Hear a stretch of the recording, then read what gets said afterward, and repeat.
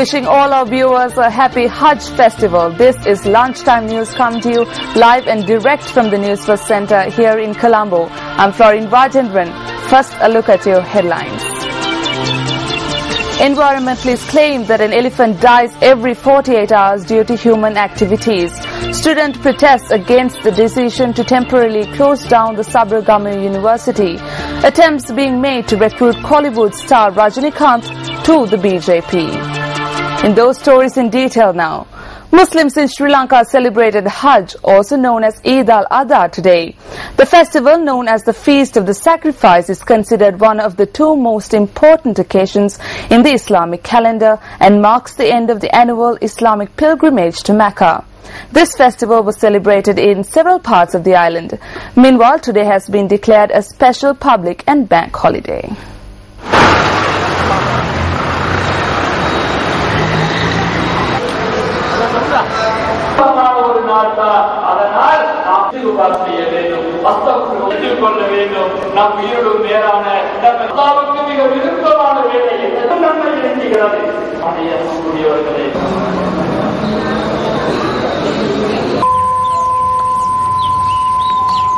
Allahu Akbar. Iyyaka na'budu wa iyyaka nasta'in ila al-ibli kayfa khuliqat wa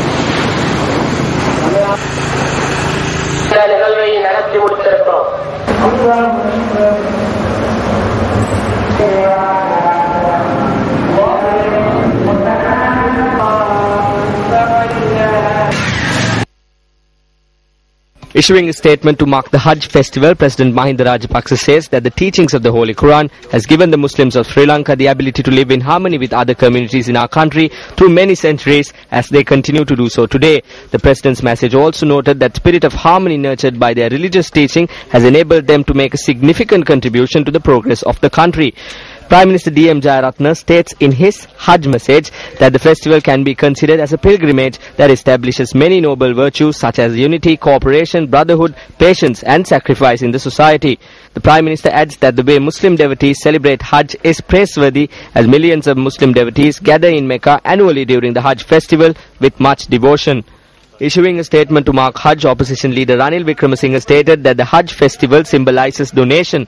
He noted that Muslims spend their hard-earned money to go on pilgrimage to Mecca and manifest their devotion to God, adding that it is recorded in Islam that this festival, where devotees get together without ethnic, caste or color divisions, should be treated as a world conference.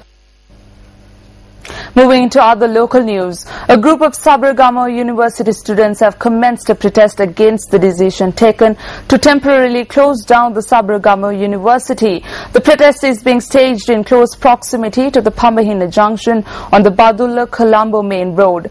Convener of the Sabaragamu University Students Collective, Rasindu Jayasinghe, noted that the students strongly oppose the decision to close down the university. In other local news, environmentalist Pubudu Weeraratne notes that an elephant dies every 48 hours due to human activities. According to international media reports, a movement to highlight the danger posed to wild elephants and rhinos have been launched at a global level. The Global March for Elephants and Rhinos was held across 136 cities in 6 continents to highlight the threat being faced by elephants and rhinos. Environmentalists noted that if the current trend continues, wild elephants would become extinct within the next 20 years.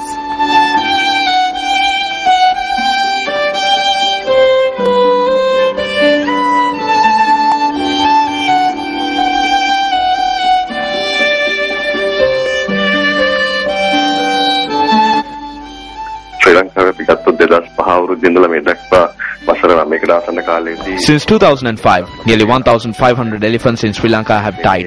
60% of these deaths have been caused by shootings. Shootings take place because of two reasons.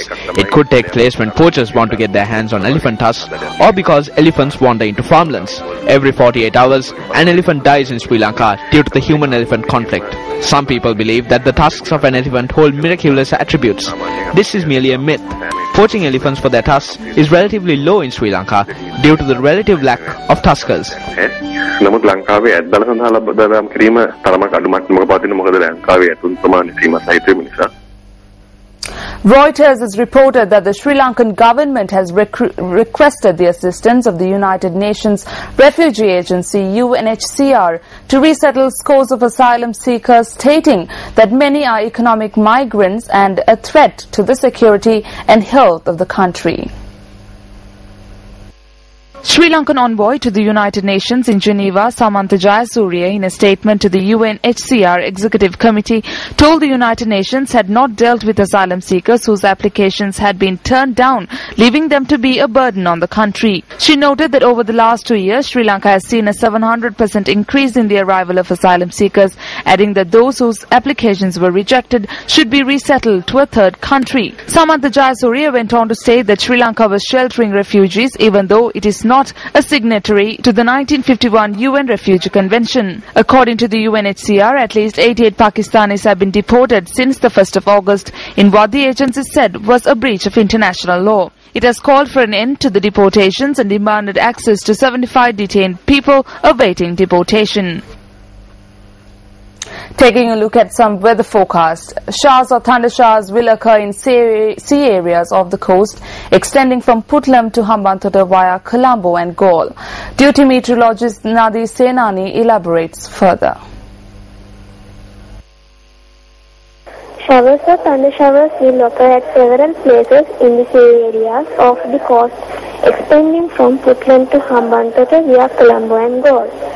Showers or thunder showers will occur at a few places in the other sea areas around the island too. Winds will be southwesterly and the speed will be 20 to 30 kilometers per hour. Generally, sea areas around the island will not be rough.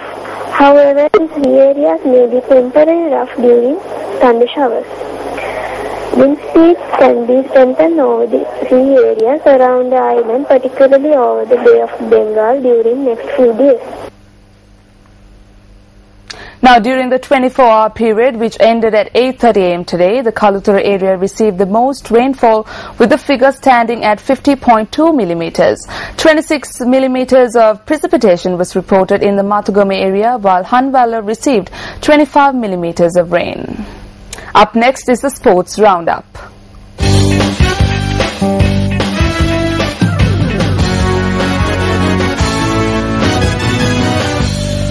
Track and field events of the All-Island School Games are continuing for the fourth day today at the Sugatdath Stadium.